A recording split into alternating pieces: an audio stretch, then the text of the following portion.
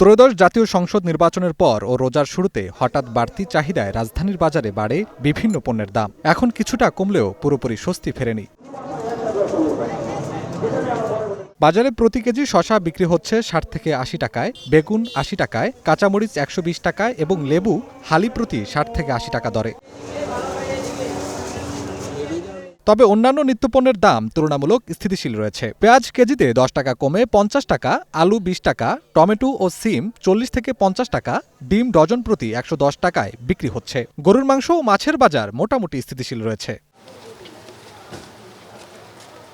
গত সপ্তাহে ব্রয়লার ও সোনালী মুরগির দাম কেজিতে ৪০ টাকা পর্যন্ত বেড়েছিল, তবে এ সপ্তাহে তা কমে আগের দামে ফিরেছে। ভালো আছে পরিস্থিতি, বেচাকেনি কম, মালের দামও কম আছে, বেচাকেনি কম। ১ কেজি ২০-৩০ টাকা কমছে রমজান আগে তুন। গত সপ্তাহে আপনার রমজান আগে মোটামুটি পাকিস্তানের দাম ছিল ৩২০-৩০ টাকা, এখন একটু কম আছে আপনার। লেবুর মৌসুম শেষ হওয়ায় সরবরাহ কম, তাই দামও বেশি বলছে বিক্রেতারা। রমজানের শুরুতে হঠাৎ চাহিদা বেড়ে যাওয়ায় সবজির বাজার ঊর্ধ্বমুখী ছিল, তবে এখন বাজার অনেকটাই স্থিতিশীল।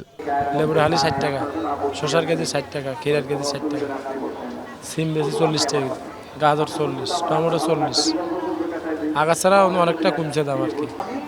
কমছে এলা শুধু বেগুনের দামটা বাড়তে আর সবে ২০-৩০ টাকা করে কমছে কেজি। ক্রেতাদের অভিযোগ, গত সপ্তাহের তুলনায় দাম কিছুটা কমলেও রমজানের আগের তুলনায় এখনো উচ্চ মূল্যেই বিক্রি হচ্ছে বেশিরভাগ সবজি। টমেটোর গুলো ৪০ টাকা, রোজা মাছ ২০ টাকা যায়, ৪০ টাকা। মাছ কিনলাম, মাছের দাম ঠিক আছে, আর ২৫০ টাকা, রোজার আগের জন্য ২৫০ টাকা। মোটামুটি আছে। গরু মাংস কিনলাম, গরু মাংসর আগের প্রাইজই আছে, একটু লেবুর দামটা আর কি একটু বেশি, ঠিক আছে। আর সবজি টবজি হালকা বেশি, এটা একটা বেশি না আর কি, মোটামুটি রিজনেবল প্রাইজই আছে। ডাল, তেল, ছোলা সহ অন্যান্য পণ্যের দাম উচ্চ মূল্যে স্থিতিশীল রয়েছে, তবে চাল ও মশলার বাজারে দেখা গেছে নতুন করে দাম বৃদ্ধি।